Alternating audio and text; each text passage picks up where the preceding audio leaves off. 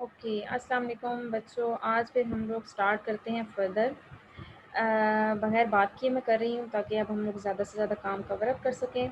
Okay, testing के बारे में हमने बात करनी थी कि हम लोग जो टेस्ट करते हैं हमारे नल हाइपोथेसिस हैं या अल्टरनेट हाइपोथेसिस हैं, उसके बारे में टेस्टिंग की क्यों जाती है, किस तरह से करते हैं उसके बारे में। सबसे पहले हम लोग पढ़ते हैं सिंगल मीन टेस्ट क्या होता है और डबल मीन टेस्ट क्या होता है। सिंगल मीन जो टेस्ट होता है और one sample t test is use to compare the mean of variable. ठीक है, वेरिएबल का मीन होता है उसको कंपेयर करते हैं। मुख्तलिफ वेरिएबल का हमने मीन निकाल लिया, जैसे मैंने कहा एवरेज निकालना है 15 क्वेश्चंस की। वो जो एवरेज मुख्तलिफ वेरिएबल की निकली होगी उनको आपने कंपेयर करना है। In a simple data of hypothesize mean in the population from which the sample data are drawn. पूरी पॉपुलेशन को समराइज करके एक मीन की फॉर्म में उसको फिर आप एनालिसिस करेंगे।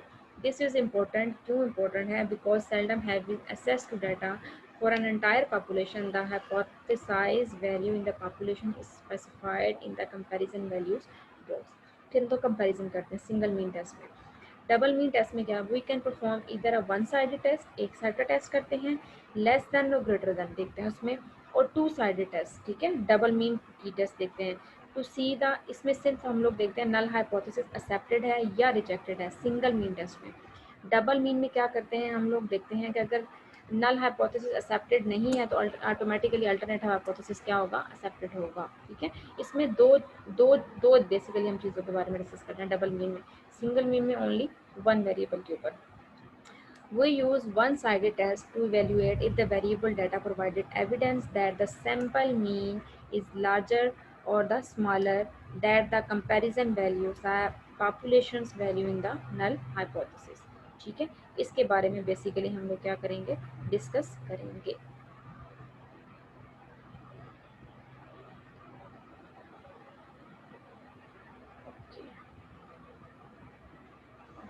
सॉरी, डिस्कनेक्ट हो गया। ओके, अब हम लोग बात करते हैं टेस्टिंग के बारे में, किस तरह से पता चलेगा हमें। इसमें आप क्या करेंगे, सबसे पहले आप अगेन ये ध्यान से देखिएगा, एनालाइज में जाएंगे, कंपेयर मीन्स में जाएंगे। एनालाइज में जाने के बाद कंपेयर मीन, जैसे आप डिस्क्रिप्टिव स्टैटिस्टिक्स में गए थे ना, same as it is compare mean में जाएंगे। यहाँ से आप क्लिक करेंगे one sample t test. One sample t test की बात कर रही हूँ मैं, उसको आप सिलेक्ट करेंगे। सिलेक्ट करने के बाद जब one sample t test select कर लेंगे तो इस तरह का एक बॉक्स आपके पास ओपन हो जाएगा। इसमें आपने जो वेरिएबल सिलेक्ट करना है, जिसका आपने वन सैम्पल टी टेस्ट मालूम करना है, जिसके बारे में हाइपोथेसिस आपने बनाया हुआ है, उसके हाइपोथेसिस को टेस्ट करना है, आप वो आइटम या वो वेरिएबल सिलेक्ट कर लेंगे। जैसे मैंने यहाँ पे कर दिया ईयर्स विद करंट एम्प्लॉइज। ठीक है, सिलेक्ट किया, ऑटोमेटिकली वो यहाँ पे शिफ्ट हो गया। ये करने के बाद जब मैंने सेलेक्ट कर लिया, करने के बाद मैंने ऑप्शन पे सिर्फ जस्ट डायरेक्ट क्लिक करना है ओके के ऊपर। कोई ऑप्शंस या बूटस्ट्रैप पे आपने नहीं जाना। ओके पे क्लिक किया, आपके पास यहाँ पे रिजल्ट देखें, टी का आंसर आ चुका है, डी एफ का आ चुका है। ये सिग्निफिकेंट वैल्यू होती है 0.000। ठीक है, और डाटा सिग्निफिकेंट कब होता है, जब उसकी वैल्यू 0.05 से कम आए। ठीक है, ये याद रखिएगा। मीन डिफरेंस उनमें कितना है ये भी आ चुका है। ये डिफरेंस, मीन डिफरेंस की बेस पे हम लोग हाइपोथेसिस एक्सेप्ट या रिजेक्ट करते हैं। Confidential interval level difference between lower and upper जितना उनमें आ चुका है। इसको इंटरप्रेट अगर हम करना चाहें तो हम इसको कैसे करेंगे, यहाँ पे देखें, since the testing statement is mu is equal to 40। For example हमने टेस्टिंग स्टेटमेंट की, हमने मीन निकाला इसका, इस वेरिएबल का। निकालने के बाद हमें पता चला वो था 45। म्यू जो था इस वेरिएबल का जिसको हमने टेस्ट किया वो था 45। द सिग्निफिकेंट वैल्यू इसकी कितनी है, 0.000, विच इज़ लेस देन 0.05। मैंने कहा अगर 0.05 से लेस देन होगी तो वो क्या होगा, सिग्निफिकेंट होगा। हेंस वी कैन रिजेक्ट, जब 0. जो सिग्निफिकेंट वैल्यू है 0.05 से कम हो, तो ये जो नल हाइपोथेसिस, ये जो हाइपोथेसिस हमने बनाया हुआ है ना कि म्यू वैल्यू ये वाली इतनी है और ये जो है जो इसकी सिग्निफिकेंट वैल्यू 0.05 से कम आए, तो हम कहेंगे hence we will reject the testing statement. तो टेस्टिंग स्टेटमेंट क्या थी कि म्यू इज इक्वल टू बराबर है 45। ये जो भी हमने एक वेरिएबल सेलेक्ट किया उसकी मीन निकाली, वो 45 निकली, तो हमने एक स्टेटमेंट बना ली कि नल हाइपोथेसिस एक्सेप्ट या रिजेक्ट होगा on the basis of mu, mu is equal to 45। अगर सिग्निफिकेंट वैल्यू 0.05 से कम आती है तो हम कहेंगे कि म्यू इज इक्वल टू बराबर है 45। हम लोग रिजेक्ट करेंगे, इस स्टेटमेंट को रिजेक्ट करेंगे कि म्यू इज इक्वल टू बराबर है 45। मीन्स के जो हमने हाइपोथेसिस बनाया on the basis of mu is equal to 45 वो रिजेक्ट कर देंगे that is 45 and conduct that average of the year will be the current employee is not 45। Reject करने का मतलब है कि हम रिजेक्ट कर रहे हैं कि इनकी जो average age of the current employees है वो 45 नहीं है। इस तरह से फिर आप इसको क्या करेंगे, इलेबोरेट करेंगे। ठीक हो गया। उसके बाद हम लोग अब अगर testing hypothesis of the equity of two means, double means के ऊपर अगर हम लोग करना चाहें, दो वेरिएबल्स की मीन लेके उनके ऊपर हम लोग करना चाहते हैं, बाकी चीज़ों को आप इग्नोर करेंगे। और जब मैं रिग्रेशन पे जाऊंगी तो मैं बाकी चीज़ें आपको बताऊंगी। ठीक है, फिलहाल आपकी जो इम्पोर्टेंट चीज़ है वो है सिग्निफिकेंट वैल्यू एंड म्यू की वैल्यू। ठीक है, सिंगल टी टेस्ट में testing of hypothesis double mean में क्या करेंगे, उसी तरह से आप एनालाइज में जाएंगे, कंपेयर मीन्स में जाएंगे, फिर आप सिलेक्ट करेंगे independent sample t test. Independent sample t test आप सिलेक्ट करेंगे। सिलेक्ट करने के बाद आप क्या करेंगे, आपके सामने एक बॉक्स ओपन हो जाएगा, सेम जैसे प्रीवियस आपने वन सैंपल टी टेस्ट किया था, आपके सामने एक बॉक्स ओपन हो गया। ठीक है, इंडिपेंडेंट सैंपल टी टेस्ट आपने क्या करना है, आपने वेरिएबल इसमें भी एक ही सिलेक्ट करना है, ईयर इन एज। ठीक है, ईयर इन एज आपने एक सिलेक्ट कर लिया और नीचे यहाँ पे देखें ग्रुपिंग ऑफ वेरिएबल। ठीक है, नीचे आपने सिलेक्ट कर लिया 1 एंड 2, जबकि ऊपर आप देखें तो आपने ऊपर कितना सिलेक्ट किया था, ऊपर आपने म्यू की वैल्यू यहाँ पे दे दी थी 45। ठीक है, अब यहाँ पे म्यू की वैल्यू कैसे देते हैं आप, म्यू की वैल्यू जो आपने मीन उस वेरिएबल का निकाला होता है। ठीक है, अच्छा फॉर एग्जांपल उस वेरिएबल को जो मीन है, मीन है ना वो है 45, आपने यहाँ पे उसकी वैल्यू सेलेक्ट कर ली 45, जैसे मैंने आपको कहा था आपने निकालना है, निकाल के यहाँ पे टेस्ट वैल्यू आपने 45 की बेस पे आपने बताना है कि आप इस हाइपोथेसिस को एक्सेप्ट करेंगे या रिजेक्ट करेंगे।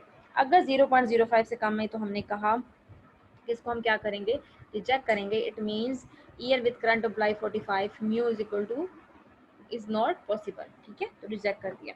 अब जब डबल में हम लोग करेंगे तो डबल में हमने डबल मीन, दो मीन्स को हमने कंपेयर करना होता है। जब हम लोग दो मीन्स का कंपैरिजन करते हैं तो कुछ इस तरह का डाटा एंटर होता है और यहाँ पे हम लोग लिखते हैं एजुकेशंस, करंट एम्प्लॉई, एजुकेशंस के बारे में बात कर रहे हैं, उसके साथ कंपैरिजन करना है 1 एंड 2।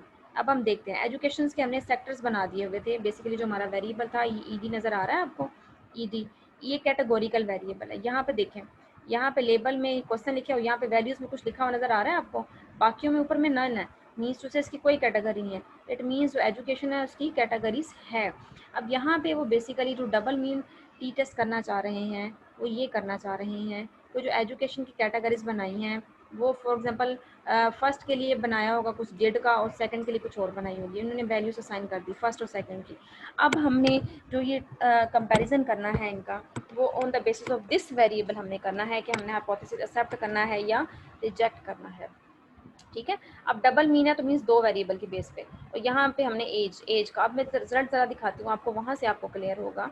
यहाँ पे देख रहे हैं आप कि यहाँ पे लेवल ऑफ एजुकेशन में उन्होंने नंबर असाइन कर दिए हुए थे, did not complete high school degree. ठीक है, उन्होंने फॉर एग्जांपल 1 दे दिया डिड नॉट को, और जो 2 दे दिया वो हाई स्कूल डिग्री को दे दिया। ठीक है, अब आपके पास दो दो रिजल्ट आए हैं और मेन वेरिएबल आपका है एज इन ईयर। दोनों की नंबर ऑफ वैल्यूज मीन्स इतने आंसर जो दिए हैं लोगों ने, उन्होंने इस चीज़ को दिए हैं कि do not complete high school degree, उन्होंने इतने लोगों ने कंप्लीट नहीं किया और इतने लोगों ने हाई स्कूल डिग्री कंप्लीट कर ली है।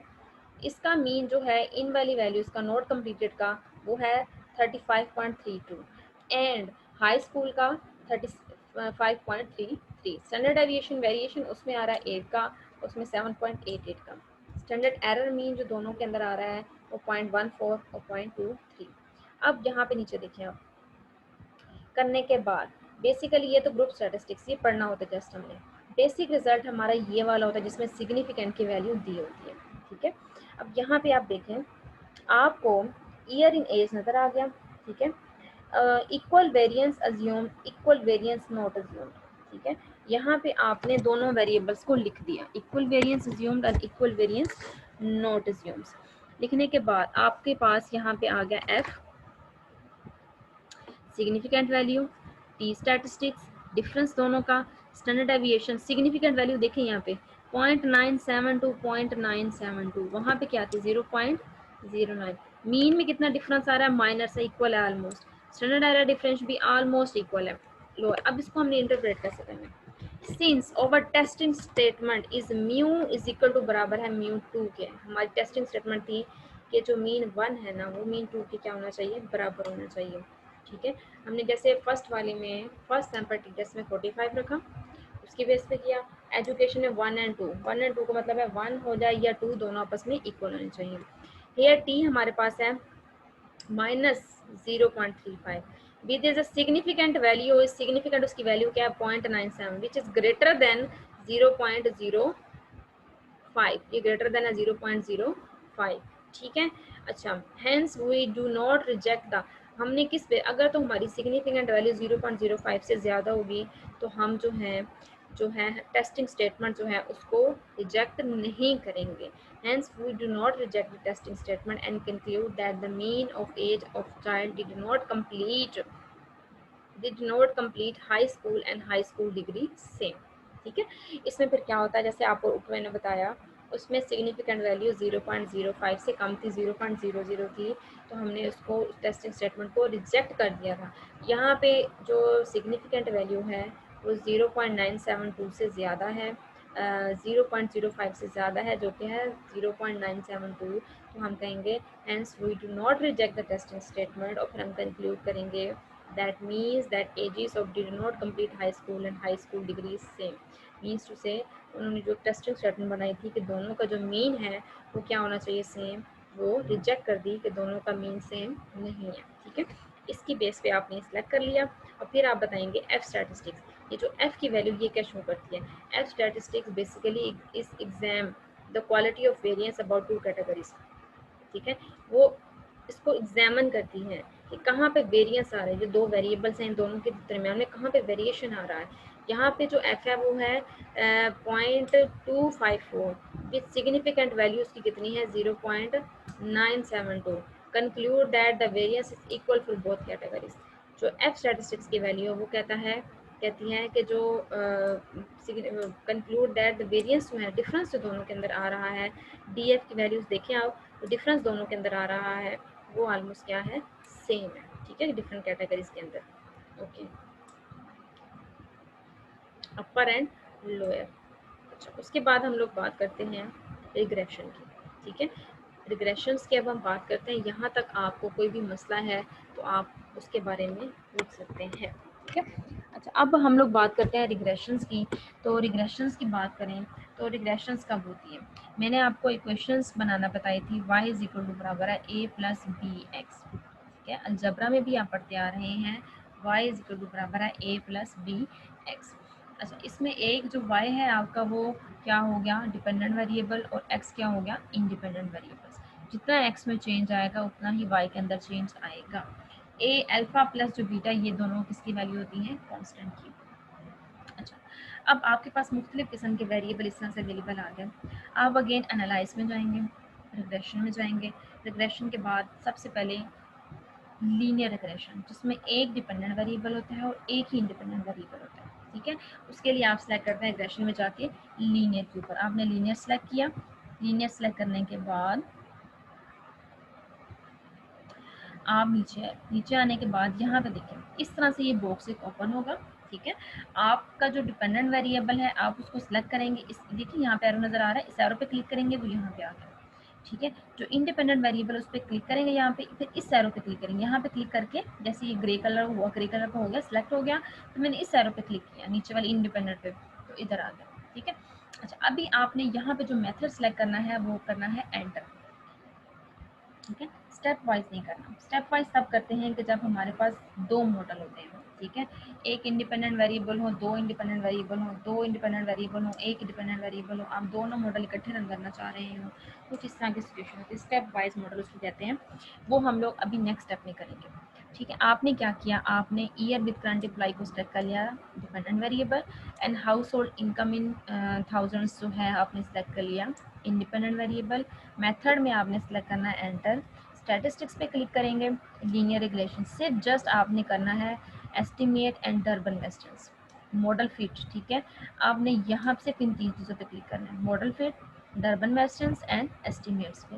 बाकी आप मल्टी कॉलनैरिटी, डायग्नोस्टिक्स एंड इन चीज़ों पे अभी आप टिक नहीं करेंगे। ये जो डायग्नोस्टिक्स हैं इनके बारे में हम लोग बारी बारी आगे डिटेल से पढ़ते जाएंगे, ठीक है। देन आपने क्लिक करना है कंटिन्यू पे। कंटिन्यू पे क्लिक करने के बाद यहाँ पे फिर आप क्लिक करेंगे ओके पे। ओके पे क्लिक करने के बाद जब आपके पास रिजल्ट आएगा, सबसे पहले ये आपकी मॉडल समरी आएगी, ठीक है।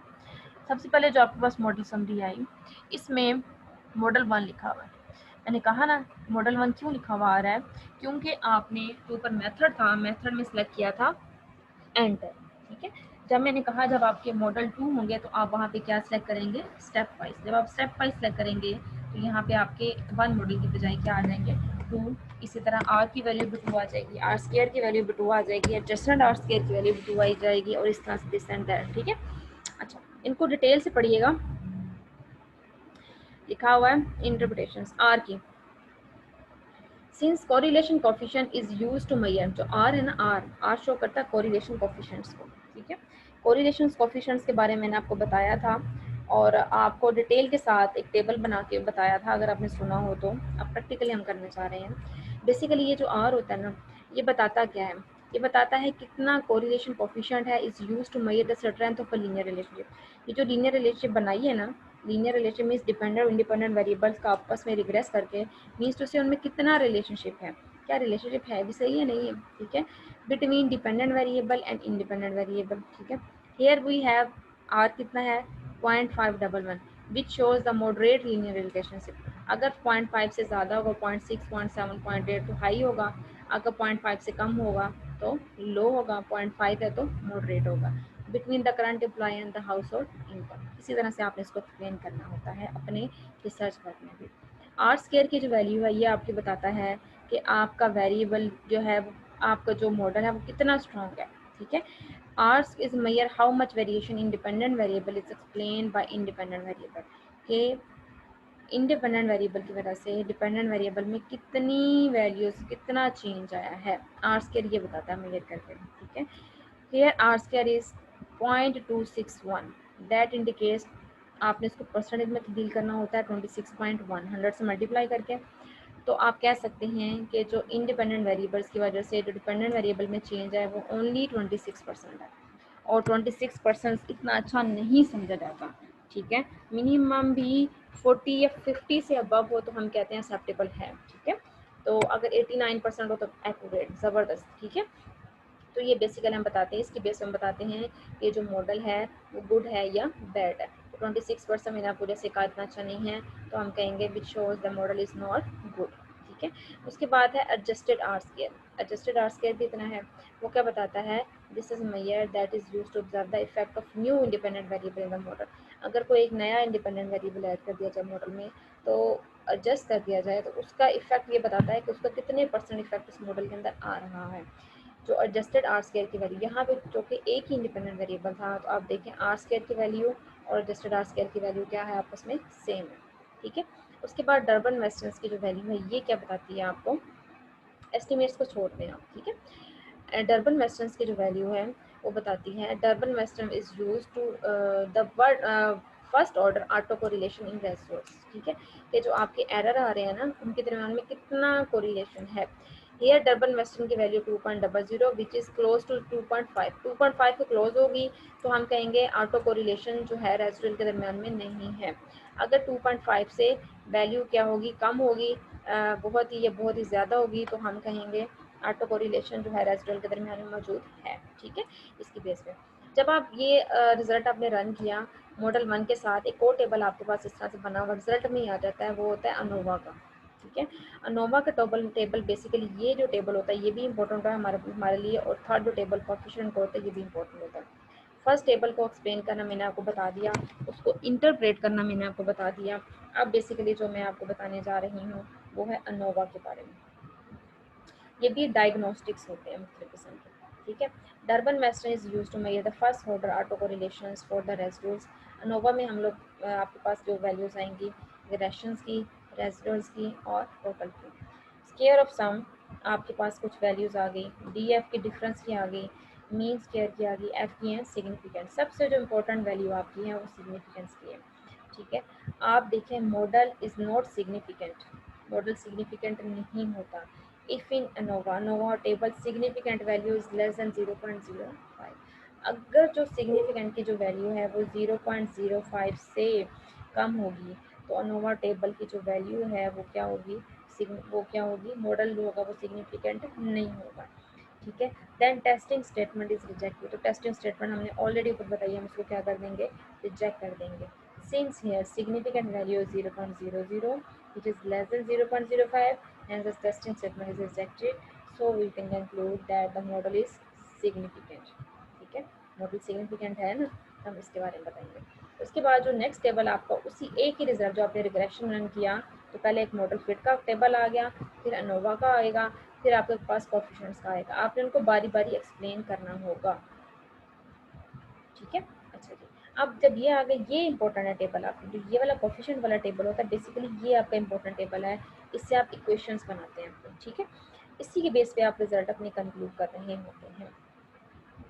ओके, कांस्टेंट, कांस्टेंट की वैल्यू अल्फा और बीटा की वैल्यूज मैंने आपको बताया था, ठीक है। आपके पास डिपेंडेंट वेरिएबल तो है सो है, इंडिपेंडेंट वेरिएबल क्या था, हाउस होल्ड इनकम, ठीक है। डिपेंडेंट वेरिएबल क्या था आपका, उसकी वैल्यू यहाँ पे नहीं आनी क्योंकि वो तो हम फाइंड आउट कर रहे हैं।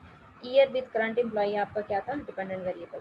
अलजेब्रा में इक्वेशन हमने पढ़ी है, वाई आपके पास क्या है, year with current employees is equal to alpha की वैल्यू प्लस बीटा, दोनों कांस्टेंट है, और ये एक्स के आपके पास इंडिपेंडेंट, इंडिपेंडेंट वेरिएबल क्या है, house hold income in thousands, ठीक है। अच्छा, अब यहाँ पे देखो कांस्टेंट की वैल्यू 5.32 यानी ये अल्फा की वैल्यू है, अब अल्फा की जगह आपने वो वैल्यू पुट कर दी, ठीक है। अब यहाँ पे आपके पास बीटा, ठीक है, ये जो इंडिपेंडेंट वेरिएबल के साथ ये कोफिशिएंट की वैल्यू होती है, ये बीटा की वैल्यू होती है, ये आपने यहाँ पे पुट की है, और ये हाउस होल्ड इनकम की वैल्यू पुट की है।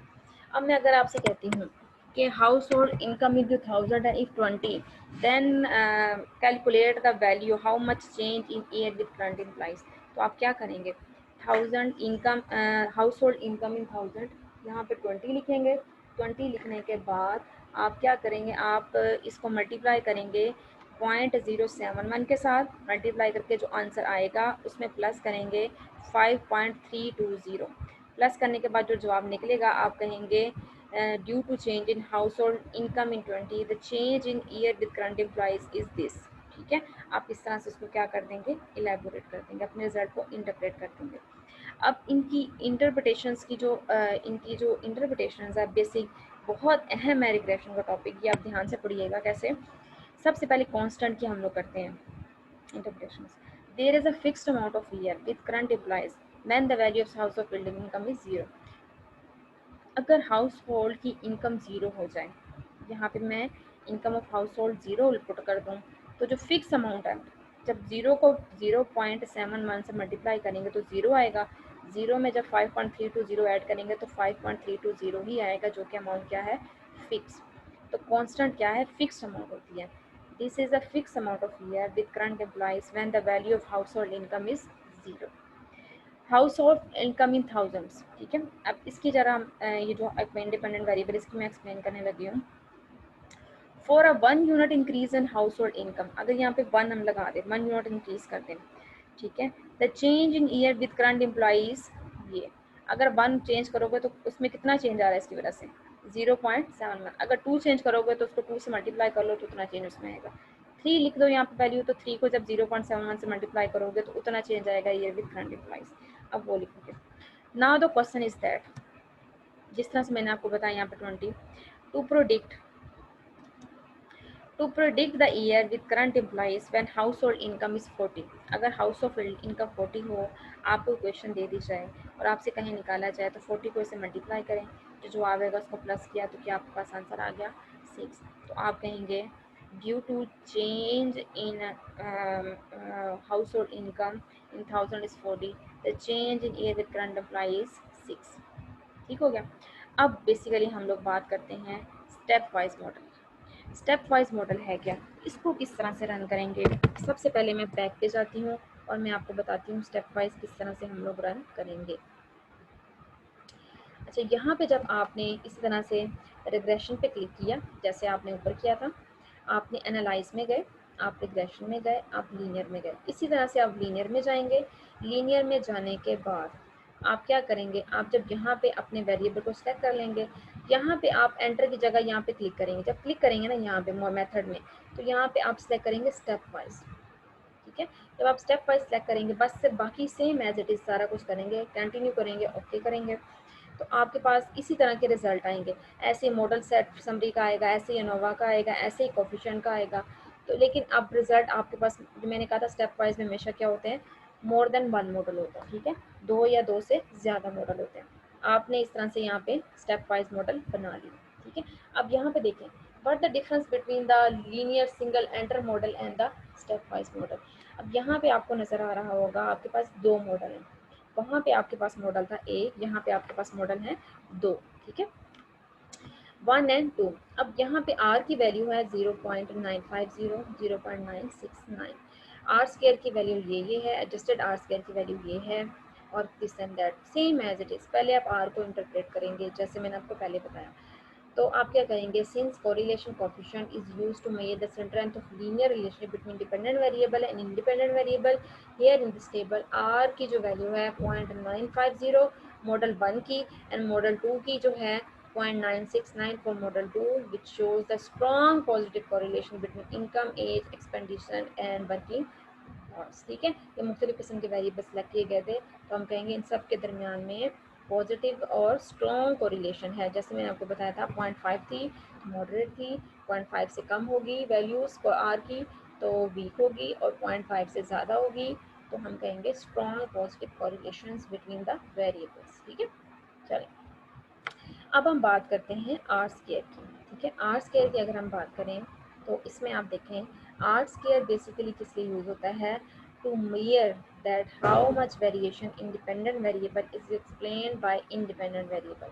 हेयर आर स्क्वायर कितना है, 0.902 for model 1 and 0.938 for model 2।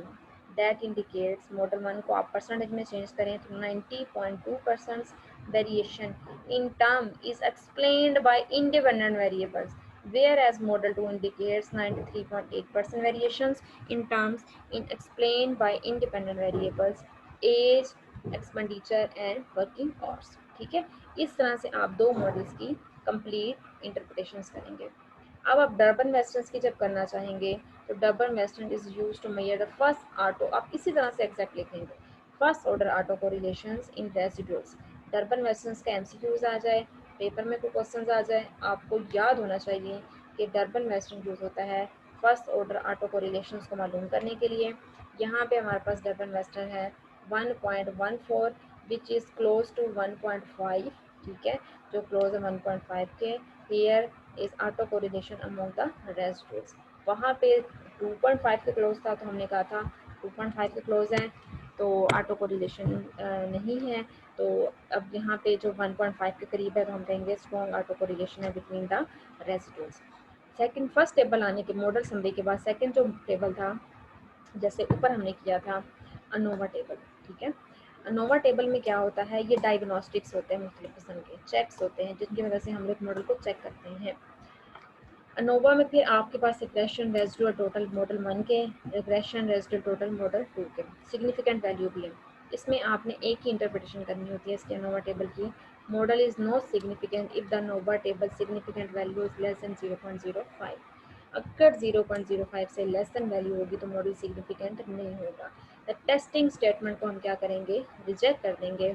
Since significant value for model this, model 1 for 0.0 and model 2 for 0.00 and f statistics 166 and 128 is used for test the significance of the model, hence testing statement is rejected, so we can conclude that the model has a significant। ठीक है, testing statement को reject करेंगे, but अगर values जो हैं significant के 0.05 से कम आई हों तो हम कहेंगे क्या मॉडल तो सिग्निफिकेंट है बट हम उस टेस्टिंग स्टेटमेंट को एक्सेप्ट नहीं करेंगे बल्कि क्या करेंगे, रिजेक्ट करेंगे। ठीक है, आप ये नहीं लिखेंगे रिजेक्टेड का मतलब है रिजेक्टेड, आप नॉट रिजेक्टेड की जगह आप लिख दो एक्सेप्टेड, नहीं, आप रिजेक्टेड है तो आप अपोजिट उसके लिखोगे not rejected, accepted not accepted. ठीक है, इस तरह से टर्म यूज़ करेंगे आप। तीसरा टेबल यूज़ हुआ था वो था कोएफिशिएंट्स। अब कोफिशिएंट्स में यहाँ पे देखें, आपके पास पहले मॉडल में जो इंडिपेंडेंट वेरिएबल है वो है एजुकेशन एक्सपेंडिचर डिस्क्रिप्शंस।